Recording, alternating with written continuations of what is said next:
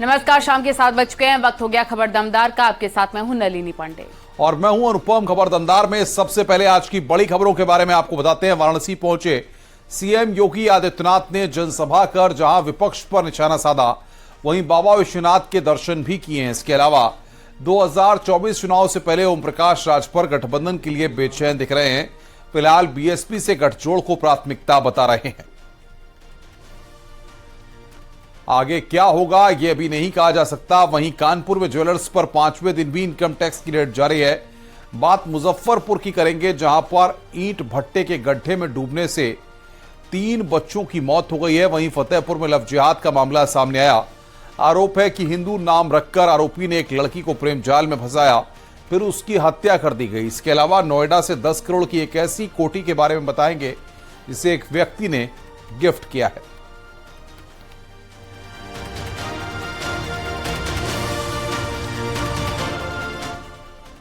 और चलिए खबरों की शुरुआत करते हैं। सबसे पहले बड़ी खबर आपको यूपी बोर्ड से जुड़ी हुई बता दें। हाई स्कूल इंप्रूवमेंट परीक्षा स्थगित कर दी गई है। कंपार्टमेंट और इंटरमीडिएट कंपार्टमेंट परीक्षा 2023 स्थगित हो गई है। 15 जुलाई को होने वाला एग्जाम परीक्षा 22 जुलाई को संशोधित कार्यक्रम के तहत संपन्न होगी और सुबह 8 बजे से 11:15 बजे तक होगी इंटरमीडिएट कंपार्टमेंट परीक्षा।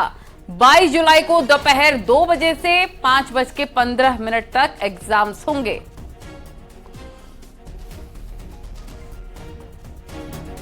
उत्तर प्रदेश में अपराधियों को जल्द से जल्द सजा दिलाने के लिए यूपी पुलिस अब एक्शन मोड में है। उत्तर प्रदेश के डीजीपी ने सभी एसपी को सख्त निर्देश जारी किए हैं। यूपी पुलिस अब ऑपरेशन कन्विक्शन चलाएगी, यानी महिलाओं और बच्चियों के खिलाफ अपराध पर एक्शन की मॉनिटरिंग होगी। साथ ही अहम मुकदमों की पैरवी के लिए हर जिले में मॉनिटरिंग सेल भी बनेगा। टेक्निकल और अभियोजन विभाग मिलकर मॉनिटरिंग पोर्टल लॉन्च करेगा। मुकदमा लिखने, चार्जशीट दाखिल होने और मुकदमे के ट्रायल की कड़ी मॉनिटरिंग होगी। साथ ही पॉक्सो, दुष्कर्म और हत्या जैसे मामले फास्ट ट्रैक कोर्ट में ही चलेंगे। अब से तय समय में ही कोर्ट में चार्जशीट दाखिल करने के निर्देश दिए गए हैं। चार्जशीट संज्ञान के 3 दिन के चार्ज फ्रेम करवाने के निर्देश हैं और चार्ज फ्रेम करवाने के 30 दिन के अंदर ट्रायल शुरू करवाने के निर्देश दिए गए हैं।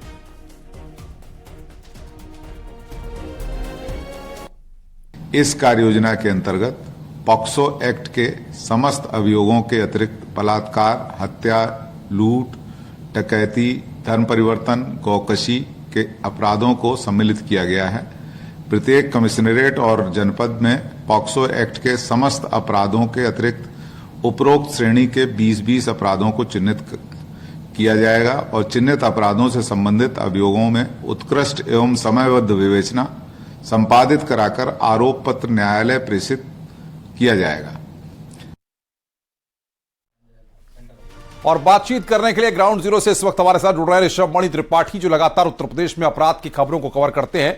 ऋषभ, सबसे बड़ी बात यह है कि पुलिस अपराधियों को पकड़ती है, लेकिन एक लंबी प्रक्रिया के बाद कार्रवाई देखने को नहीं मिलती थी। अब इस ऑपरेशन के जरिए कहीं ना कहीं अदालतों में और बाकी जगहों पर विभागीय कार्रवाई सही तरीके से देखने को मिल सकती है।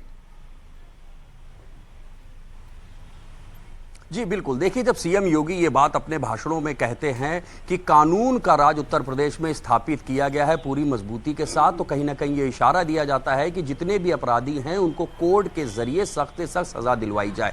सजा दिलवाने का काम सिर्फ पुलिस का नहीं होता है, पुलिस के साथ अभियोजन विभाग होता है, फॉरेंसिक विभाग होता है, टेक्निकल विभाग होता है। जब इनका समन्वय होता है, जब ये सारे विभाग एक साथ मजबूती से काम करते हैं, तो कोर्ट में प्रभावी पैरवी होती है। गवाहों को विटनेस प्रोटेक्शन प्रोग्राम के तहत सुरक्षा प्रदान की जाती है। हम देख सकते हैं बीते कुछ सालों में जो बड़े बड़े माफिया जिनके खिलाफ कई मुकदमे दर्ज थे, जिनके खिलाफ कोई कार्रवाई नहीं होती थी, अब उनको भी सजा मिलने लगी है। उसकी वजह यही है कि इस तरह के प्रोग्राम हालांकि पहले एक अभियान के तहत नहीं चल रहे थे, लेकिन अब नए डीजीपी विजय कुमार ने इसको एक अभियान की तरह बिल्कुल बिल्कुल ऋषभ, बहुत बहुत शुक्रिया आपका हमारे साथ जुड़ने के लिए और बातचीत करने के लिए।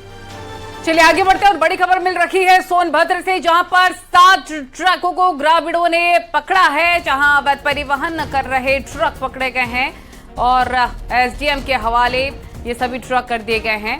5 ट्रक भागने में सफल रहे हैं। खनिज विभाग के कर्मी पर लगा अवैध परिवहन कराने का आरोप। देर रात तक होता रहा हंगामा। एसडीएम ने मामले को शांत करा है। रॉबर्ट्सगंज कोतवाली क्षेत्र के मरकरी पुल से ट्रकों को पकड़ा गया है। ये इस वक्त की बड़ी खबर हम आपको बता रहे हैं।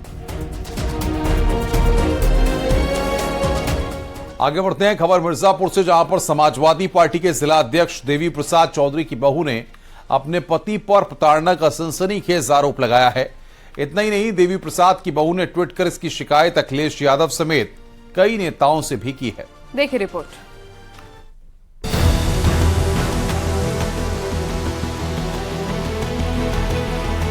महिला सुरक्षा को लेकर सरकार पर सवाल उठाने वाली समाजवादी पार्टी के जिला अध्यक्ष के घर ही महिला प्रताड़ित हो रही है। महिला को मारा पीटा जा रहा है, अभद्र गालियां दी जा रही हैं। ये हम नहीं कह रहे, बल्कि मिर्जापुर के समाजवादी पार्टी जिला अध्यक्ष देवी प्रसाद चौधरी की बहू का आरोप है। देवी प्रसाद चौधरी की बहू दीपांजना चौधरी का आरोप है कि उसका पति अखिलेश कुमार चौधरी उसके साथ मानसिक और शारीरिक शोषण करता है, पैसे कमाने के लिए मारपीट करता है और गालियां भी देता है। दीपांजना ने बकायदा ट्वीट करके अपना फोटो भी शेयर किया, जिसमें उसके सिर के आधे बाल कटे हुए हैं। साथ ही शरीर पर चोट के निशान भी फोटो के जरिए दिखाए गए हैं। ट्वीट करके दीपांजना ने कहा कि मैं दीपांजना चौधरी, पत्नी अखिलेश कुमार चौधरी, सबरी रोड, कटरा कोतवाली की रहने वाली हूँ। मैं पिछले 4 महीने से बुरी तरीके से मानसिक एवं शारीरिक रूप से हिंसा का शिकार हुई। मेरे पति ने मुझे पैसे कमाने को लेकर मुझको शारीरिक रूप से प्रताड़ित किया और अभद्र भाषा का इस्तेमाल किया। ट्वीट के जरिए सिर के आधे बाल की फोटो पोस्ट करके अपने साथ हुई बर्बरता को दीपांजना ने अखिलेश यादव समेत कई नेताओं को अपनी बीती सुनाई है और इसके साथ ही मदद की गुहार भी लगाई। लेकिन जिला अध्यक्ष देवी प्रसाद ने अपनी बहू दीपांजना के सभी आरोपों को खारिज कर दिया है। न्यूज़ 18 पर सफाई देते हुए देवी प्रसाद ने कहा कि उनके बहू की मानसिक स्थिति ठीक नहीं है। ऐसा कोई बात नहीं है, न हमारे बेटे में कोई गलती, न मेरे बहू में कोई गलती है। उसका थोड़ा तबीयत नहीं ठीक है, लखनऊ में है। कुछ लिख दो, हटा उसके पिता उता जिसको समझा बुझा हटा के, बच्चे तो मिलके पूरे रहते हैं सब उसके। अभी इधर गई दवा हुआ उसका हो रहा है। ऐसा कोई हमारे परिवार में ऐसा कोई बात नहीं है। देवी प्रसाद चौधरी की दलीलें जो भी हों, लेकिन एक महिला के नाते उनकी बहू का आरोप बेहद ही गंभीर है। फिलहाल दीपांजना ने ट्वीट के जरिए अखिलेश यादव से भी मदद की गुहार लगाई है। न्यूज़ 18 के लिए मिर्जापुर से सुमित गर्ग की रिपोर्ट।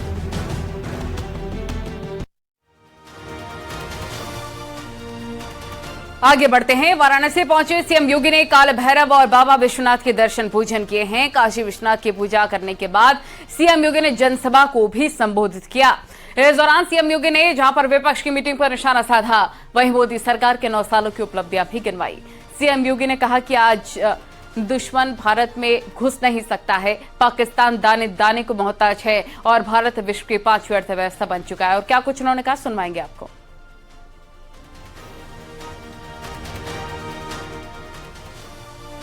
तो 2 तस्वीरें इस वक्त हम आपको दिखा रहे हैं, जहां पर सीएम योगी आदित्यनाथ ने काल भैरव के दर्शन पूजन किए हैं, आरती उतारी है और इसके बाद उन्होंने जनसभा को भी संबोधित किया।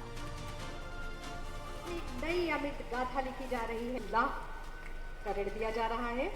आयुष्मान कार्ड धारक चिकित्सा, ये जो कुछ आप देख रहे होंगे देश के अंदर वर्तमान में, एक तरफ वैश्विक मंच पर मोदी जी भारत की प्रतिष्ठा को बढ़ा रहे हैं, भारत का सम्मान बढ़ा रहे हैं, भारत के विकास को आगे बढ़ा रहे हैं, और दूसरी तरफ विपक्ष मोदी जी के खिलाफ षड्यंत्र रचने के लिए एड़ी चोटी लगाया हुआ है।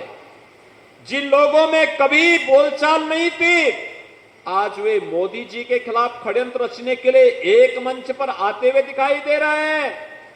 जो अपने आप को जेपी और लोहिया के शिष्य बोलते थे और उनके नाम पर जिंदगी भर राजनीति किए, गैर कांग्रेसी नेतृत्व को उन्होंने उस समय समर्थन किया था, आज वे कांग्रेस के कुशासन को भूल करके लोकतंत्र को गला घोटने के लिए किए जा रहे, आज कांग्रेस के साथ मिलकर के एक बार देश के खिलाफ षड्यंत्र में शामिल हो रहे हैं। हम सबको इसके प्रति सचेत होना होगा।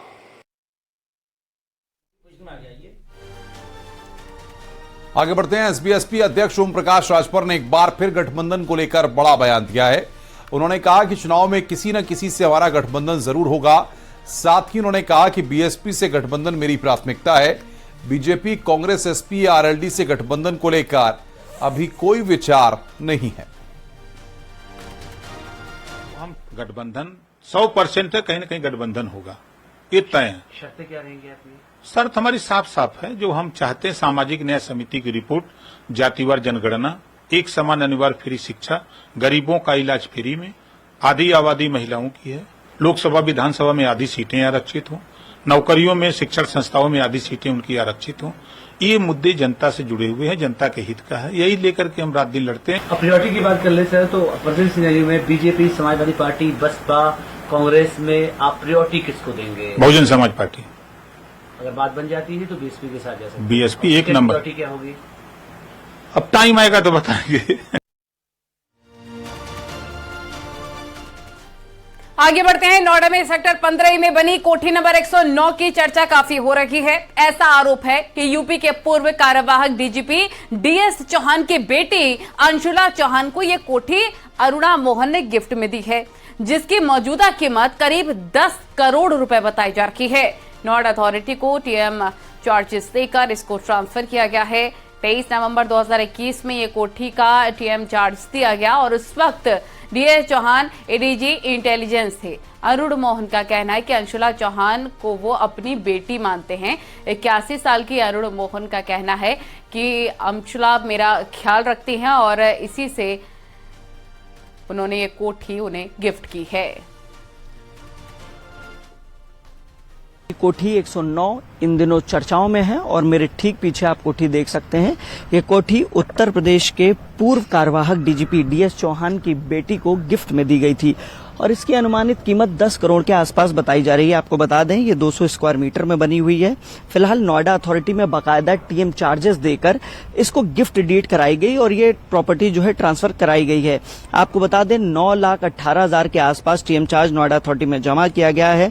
बाकायदा अरुणा मोहन ने कोठी गिफ्ट डीड में ट्रांसफर की है। डीएस चौहान की बेटी हैं अंशुला चौहान, उनको नाम ये कोठी की गई है। 23 नवंबर 2021 में ये कोठी टीएम चार्जेस के वक्त दी गई थी और उस वक्त डीएस चौहान जो फॉर्मर डीजीपी हैं उत्तर प्रदेश के, वो समय मौजूदा वक्त में एडीजी इंटेलिजेंस थे।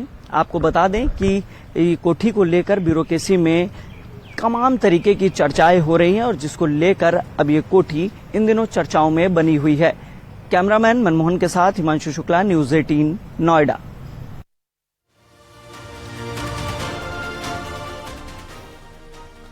आगरा में पति पत्नी के बीच हाई वोल्टेज ड्रामा सामने आया है। पत्नी को आशिक के साथ होटल के कमरे में आपत्तिजनक हालत में पकड़ा गया तो पति ने आशिक की ही धुनाई कर दी। सूचना मिलने पर थाना पुलिस भी मौके पर पहुंच गई। पुलिस दोनों को थाने ले आई। इसके बाद थाने में ही दोनों पक्षों में जमकर हाई वोल्टेज ड्रामा हुआ है। मामला थाना ट्रांस यमुना क्षेत्र का है। ट्रांस यमुना क्षेत्र के रहने वाले शख्स को अपनी पत्नी पर शक था।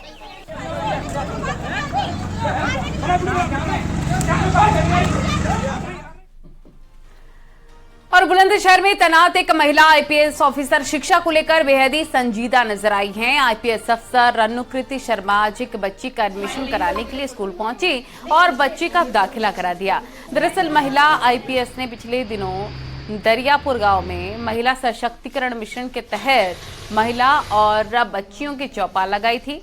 चौपाल में सूफिया नाम की बच्ची ने स्कूल में एडमिशन कराने की उनसे प्रार्थना की, क्योंकि बच्चे के पास आधार कार्ड नहीं था। इसके बाद आज आईपीएस अफसर दरियापुर के उच्च प्राथमिक विद्यालय पहुंची और बच्ची का एडमिशन करा दिया। सब लोग पनीर तो बोलेंगे। 69 के करीब एडमिशन है हमारे स्कूल में और हम समय समय पर सर्वे करते हैं, अभिभावकों से मिलते हैं, पेरेंट्स मीटिंग भी करते हैं। जो कहा जाता है कि आइए बच्चों को कोई भी 6 से 14 साल तक कोई भी एडमिशन किए बच्चे ना रहे। तो इस बच्ची का फिलहाल अब एडमिशन कर लिया गया है। हमने छुट्टियों से पहले इस बच्ची के पेरेंट्स से जाकर बात की थी और इन्हें बताया था कि स्कूल खुलते ही एडमिशन करा लो।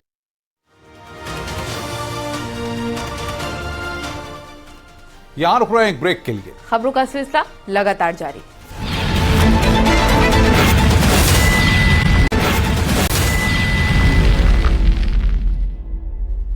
चलिए ब्रेक के बाद खबरों में आगे बढ़ते हैं। कानपुर से बड़ी खबर, जहां ज्वेलर कारोबारियों से 5वें दिन भी आईटी की छापेमारी जारी है।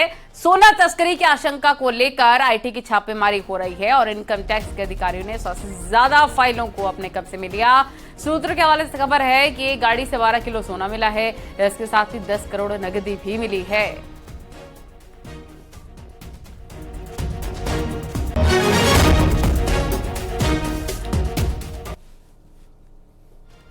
रायबरेली में गैंगस्टर के खिलाफ बड़ी कार्रवाई हुई है। अपराध से अर्जित लगभग 6 करोड़ से ज्यादा की संपत्ति पुलिस ने कुर्क की है। मामला शिवगढ़ थाना इलाके का है, जहां आरोपी सुरेंद्र को पिछले महीने पुलिस ने गिरफ्तार कर जेल भेजा था।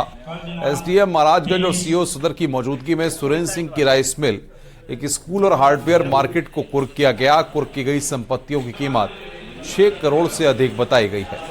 आदेश के क्रम में आज इस राइस मिल और यहां वक्त हो गया एक और छोटे से ब्रेक का। ब्रेक के बाद खबरों का सिलसिला लगातार जारी है।